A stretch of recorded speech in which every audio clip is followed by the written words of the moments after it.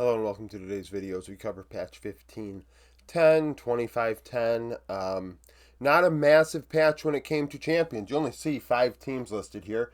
Um, but we're going to get into the nitty gritty more so than we normally do with a patch because uh, just to be transparent, YouTube is screwing with the way ads are being placed in videos, and I don't place ads purposely. I let it just automatically do it. I don't do the manual placement, and I guess something about 8 minutes. So we're gonna talk more about this patch than normal. So um, let's see here.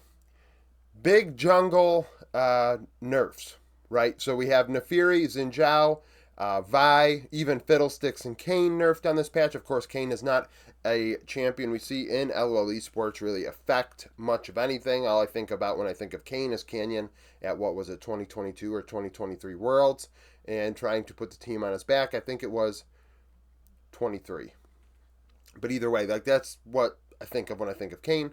Fiddlesticks, we've seen sparingly here or there amongst supports and junglers this past split, but not enough to actually affect my nerf. So when I consider a team buffed, it's if a player has played a champion at least one out of every 25 games over the last 2+ seasons, so season 13, 14, and 15 thus far. Nerfs, it is what has taken place this season. If you've played a champion 10% of the games and a champion's been nerfed, that's might be nerfed out of the champion pool. Completely understand, however, that not all buffs and nerfs are created equally. We just kind of treat them as equals in this content. So, just one second. Okay, sorry about that. So, the way we went over buffs, nerfs. Now, there's only 2 teams that come away happy with this patch. Positive 1.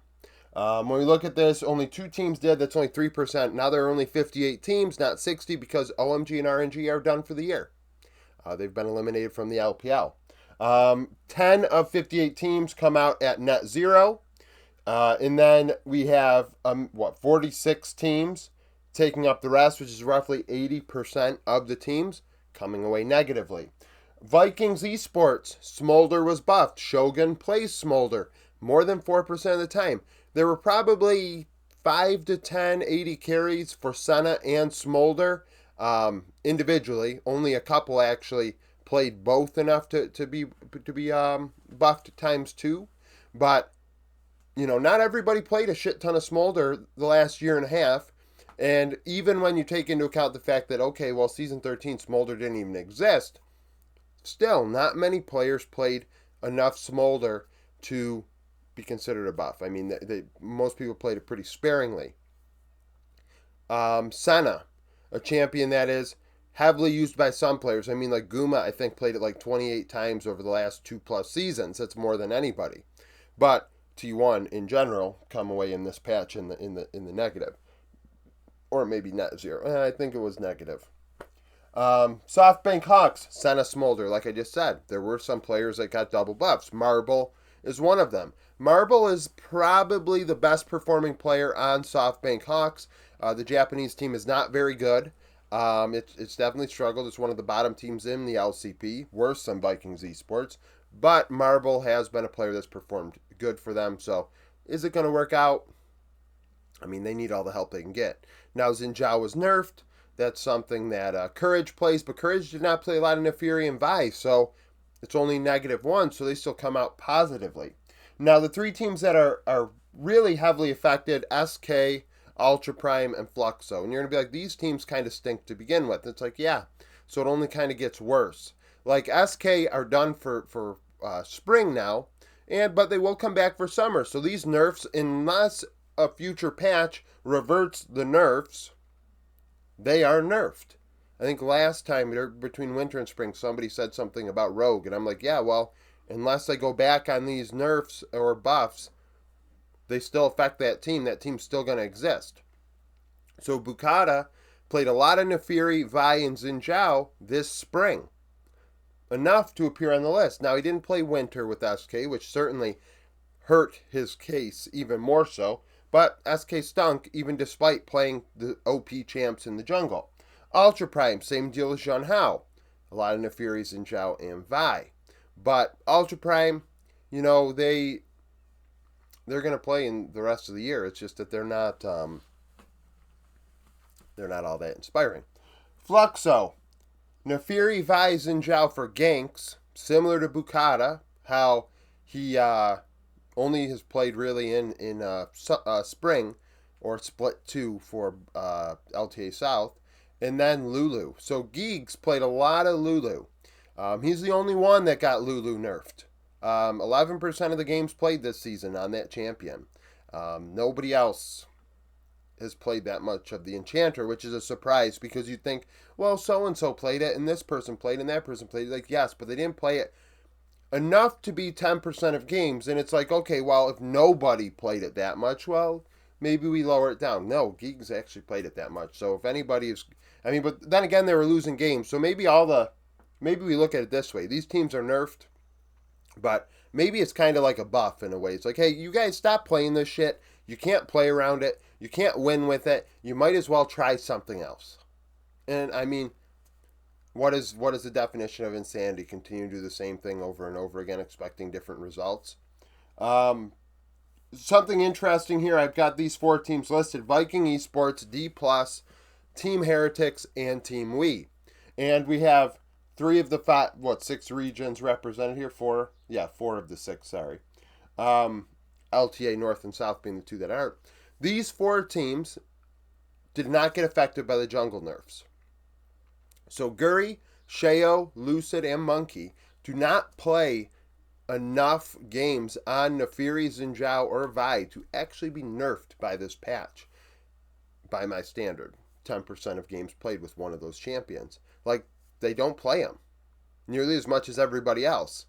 So that's a weird thing too, in that, oh, well, these guys, well, that's fine, no big deal to us. I mean, yeah, Sheo played Nefiri yesterday and had a great game, and I mean, I predicted Heretics to win that one, regardless, because if you've watched my All-Pros, Sheo and Camille were both in the All-Pros, because I think that their mid-jungle has been the best performing statistically in spring. However, he didn't really play it much otherwise, so it doesn't really affect him all that much. And Vi, surprisingly, not played by these guys. Like, Vi is played by, you feel like everybody plays Vi, and yeah, don't get me wrong, these guys played Vi and Zinjao and Nefiri, but they didn't play it very much. So everybody else did, and that's why those teams aren't listed on the board, because they were affected by this patch in a negative way, many ending up being -2, 25 of 58, in part due to the fact that maybe there was a Senna buff or a Smolder buff or something that helped the team. I mean, you look at a team like Dignitas. Scheiden got nerfed. I think he might have gotten -3 nerfed. Yeah, he had to have been -3 nerfed, because they got buffed by the Smolder buff, because Tomos played enough Smolder or Senna. Maybe it was Senna. Either way, he played enough of one of them to be buffed. And then Isles plays a lot of Senna. Last year, he played like 6 games of Senna.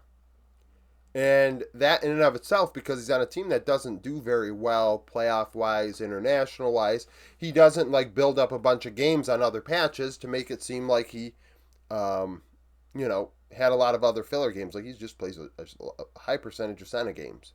And there are a couple 80 carries, supports that can do that. You think of Targamas historically. You think of a player like Carria who could do it. And a player like even Mickey can do it. So, there are some that can, but not quite as many are willing to try it. And I think that's kind of the way I do this video, is like, hey, a player is buffed. Well, everybody might play that champion or know how to play that champion. Yeah, but who's willing to play it? Well, they played it like 5 years ago. Yeah, well, who's been willing to play it lately when it's not been very good, right? The player that I think is most likely to play a champion that's just been buffed is a player that was willing to play it a month ago when it wasn't buffed. If that makes sense. Versus a guy that hasn't played it for years since it was OP. Like, if they're not willing to play it until it's OP, then I'm more likely to side with the player that's willing to play it on a whim and be like, oh, well, it's been buffed, I'm going to give that another shot. So that's a thing. Other things with this patch, Unsealed Spellbook was touched. Normally I do not talk about other the items and runes and shit. But Unsealed Spellbook is I think gonna be fun, because that allows for better champion diversity, and there are some champions that I really like that use it. Ornn, Twisted Fate is two that historically use it quite a lot, and we see Unsealed Spellbook used in the mid lane often in a meta like this, because you want to get around the rift to make things happen. And I love champions that get around the rift, make things happen. Let's make these games speed up, if you will. With the grub changes, etc. I wonder how game times have been affected since these changes on a couple patches ago.